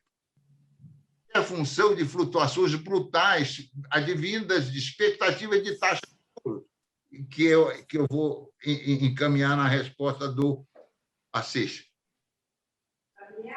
Volatilidade, isso é brutal. O cara ganha 30 bilhões num dia, perde 80 bilhões no outro, só porque o nome dele é o dono da Amazon. Quer dizer, a riqueza materializada em poder de compra é complicada. E ela depende fundamentalmente da taxa de juros. Então, quando o Oswaldo falou da coisa da taxa de juros, e o Nessim também, eu concordo muito. O Brasil vive a lua de mel de taxa de juros real e nominal. Eu não conheço na história do Brasil níveis tão baixos quanto os de hoje. Então, era de se esperar que os ativos financeiros e reais estivessem explodindo de preço. No entanto, não cresceram e tal. Agora a Bolsa caiu, subiu e tal, mas não reflete. O Brasil chegou a ter 15%, como disse o Nessim, 20% de taxa de juro real sobre a dívida pública, gente. É um crime que foi cometido contra as gerações futuras. E hoje, essa taxa de juros, que nós estamos sonhando com ela, quer dizer, eu acho excessivamente baixa para os padrões brasileiros. Algum conceito de taxa de juros neutra, que nenhum economista deixa de pensar nisso, Simão. Não é 2,5% ou 3%. Eu acho que nós não estamos fazendo um overshooting agora ao recuperar a taxa de juro real, que era brutalmente negativa, estamos indo aí para 3%, 4% de juro real. Não é isso, Assis? O Assis pode melhor confirmar isso. Que é também uma taxa de juros historicamente muito baixa. E seguramente não é uma taxa de juros de equilíbrio real. O Nessim, você tem razão nesse negócio aí. Eu acho que eu deveria ter brincado um pouco mais com esse conceito de taxa de juros e câmbio. Mas, do ponto de vista de taxa de juros real, e quando eu comparo muito a taxa de juros de longo prazo dos Estados Unidos de 10 anos aqui com o risco de câmbio, as transações, e o CDS é fundamental para essa comparação. O grande drama é que a sociedade do mundo inteiro está trabalhando com taxa de juros extremamente baixa, e juro real muito próximo de zero. Então, existe uma expectativa. O melhor a fazer é se segurar ativo real, corre o risco de ter prejuízo, porque não pode cair mais. E ela só pode subir, e ao subir, ela vai impactar negativamente os ativos. Então, essa é uma armadilha que os bancos centrais se colocaram. E eu lembro que há 1 ano e meio ou 2 atrás, numa das palestras que eu fui honrosamente convidado a participar desse fórum, eu trouxe essa questão. Quer dizer, não é porque eu estudei em Chicago que eu vou acreditar que a inflação amanhã está na janela. Quer dizer, é evidente, há uma brutal expansão dos ativos dos bancos centrais desde 2008. Quer dizer, o impacto sobre a taxa de juros tinha que ser essa que foi, e os preços não se mexem. Ficam em torno de 1%, 2%, 2%, e é uma barbaridade. Nenhum monetarista de bom senso pode acreditar que isso se mantenha. Mas não há mais nenhum monetarista de bom senso hoje em dia. Esse que é o problema. Quer dizer, ninguém acredita na estabilidade da demanda de moeda anymore. Nós precisamos de botar no lugar alguma coisa que está faltando e que sempre esteve faltando na macroeconomia. A moeda sempre foi um agente esquisito nos modelos macroeconômicos. Professor Adroaldo, poderia encerrar, porque eu gostaria de mais um bloco. Nós temos 10 minutos, ou 13 minutos. Eu pensei que já tinha acabado. Não, professor. Eu tenho inscritos o professor Campino e o Edivaldo, e eu vou me juntar a eles para fazer uma pergunta para você também. Por favor, Campino, depois Edivaldo, depois eu falo. Estou vendo o Calado aqui, gostei, Calado, um beijo. Campino, tudo bem? Olá, dá para me ouvir? Está me ouvindo? Estou te ouvindo bem. Está me ouvindo, Eliel? Estou ouvindo bem. Você está alta à esquerda da minha tela. Tá. Bom, mas veja, eu queria falar mais um pouco sobre essa questão que foi falada pelo Luna, que dá uma ideia de que a situação social no Brasil está muito, muito boa se você olha numa perspectiva histórica de longo prazo. Mas eu acho que tem 2 pontos que a gente tem que considerar. Um, que a esperança de vida ao nascer melhorou muito, mas se você pega e vê como é que o IBGE constrói a esperança de vida, tem muito que ver com mortalidade infantil. Né? Quer dizer, o fato de diminuir a mortalidade infantil aumenta a esperança de vida, mas não quer dizer necessariamente que a condição de vida das pessoas mais velhas, como eu e o Adroaldo, terá melhorado. Obviamente, como o Luna falou muito bem, tem muito que ver com a tecnologia médica que evoluiu no período e permite aumentar a nossa vida. Mas e foi colocado o SUS como um exemplo muito ligado à situação atual da pandemia. Mas, em realidade, o SUS funciona bem quando se trata de atenção secundária e terciária de saúde. Para a atenção primária, funciona mal. E tem um problema de gestão muito grande. Você pagar R$ 7,00 o médico por uma consulta é um absurdo. Você tem a consulta que o médico não te olha e prescreve só exames. Então, essa é uma área. A outra área, outro aspecto importante, quer dizer, melhorou, mas tem situações de muita inequidade. Tem um livro aí de Oxford, que era o Werner Berger, o editor, e o Azzoni era o editor, e tem um capítulo com a Dolores, que a gente escreveu sobre saúde no Brasil, e tem o índice de inequidade que foi desenvolvido pelo Ogstaff no tempo que ele estava no Banco Mundial, e você percebe que é uma inequidade violenta em termos de nível de renda, né? Os pobres ficam muito mais doentes do que deveriam e têm muito menos acesso aos serviços de saúde, e os que estão melhor de vida ficam menos doentes do que deveriam estar pela composição etária e por sexo, né? E tem mais acesso aos serviços de saúde.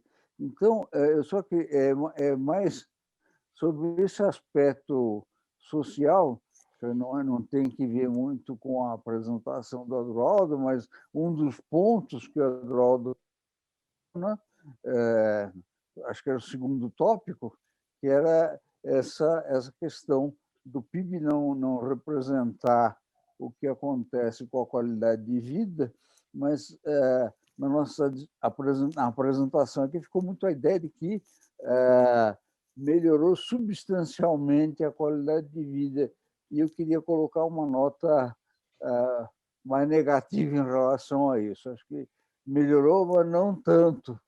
Era esse o ponto, Adroaldo.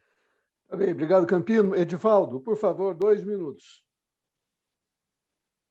Já fui contemplado, professor, obrigado. Não precisa? Retiro.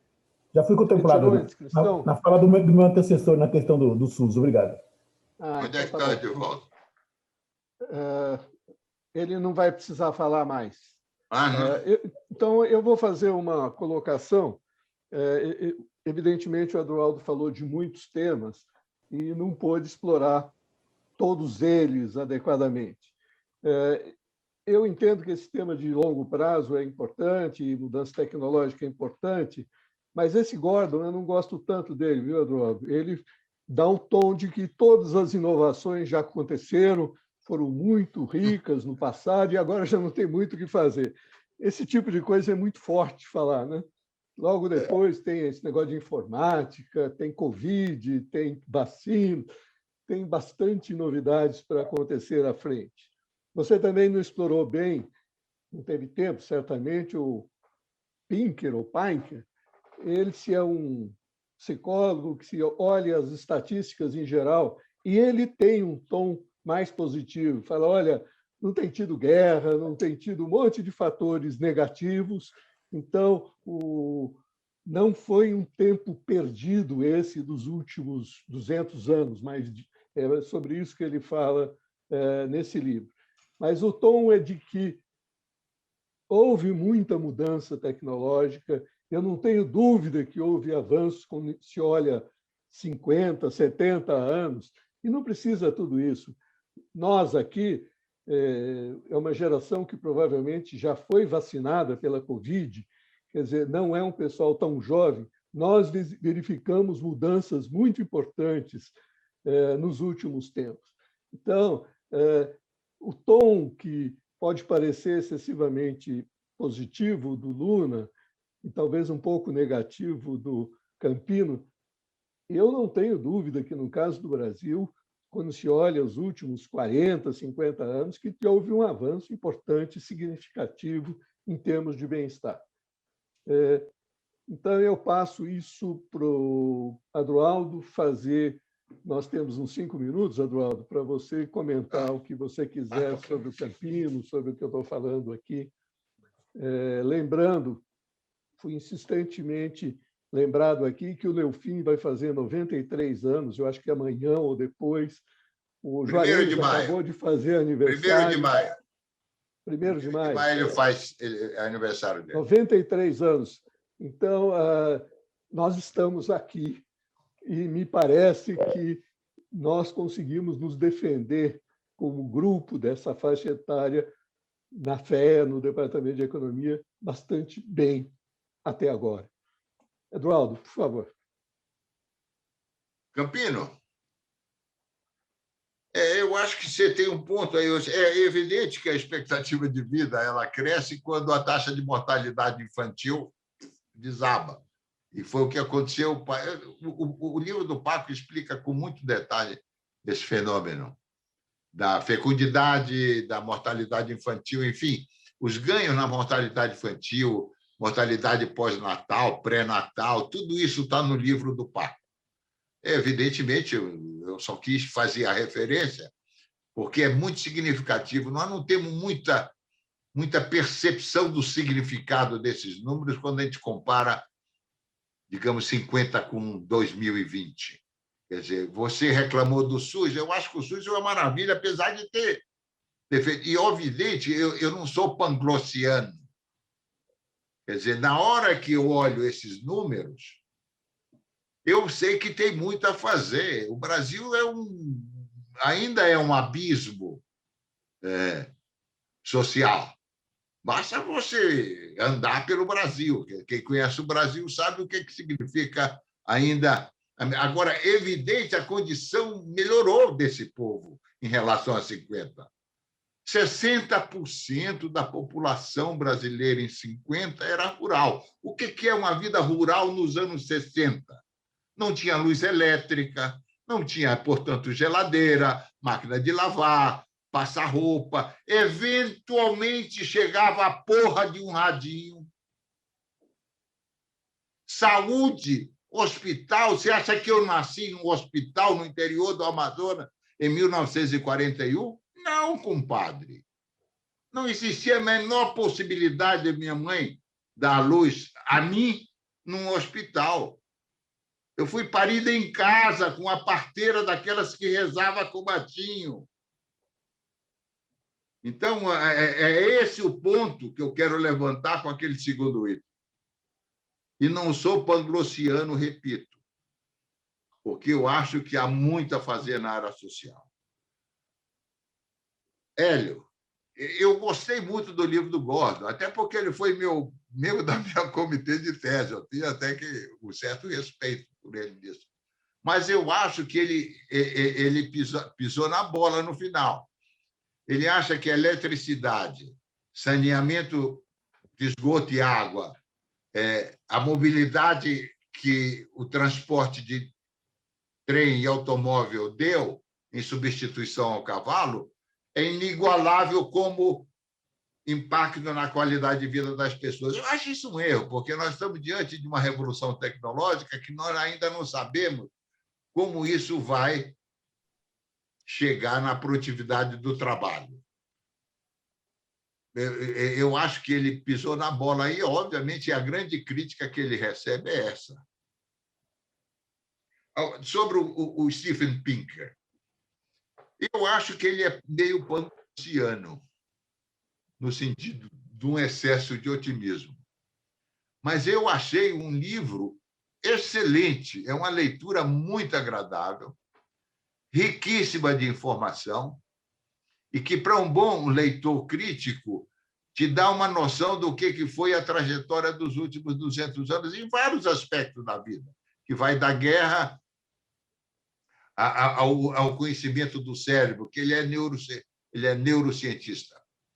Quer dizer, o que era uma síndrome de Down há 20 anos atrás, há 40? Entendeu? Ninguém tinha percepção de que a doença mental, qualquer coisa mental, era coisa de louco. Joga no hospício, no melhor das hipóteses, dá choque e amarra o cara. Esse era o tratamento. Então, ele te dá uma perspectiva muito boa sobre essas coisas. É evidente, tem um viés panglossiano muito grande. Então, muito obrigado pela atenção dos meus queridos amigos da escola.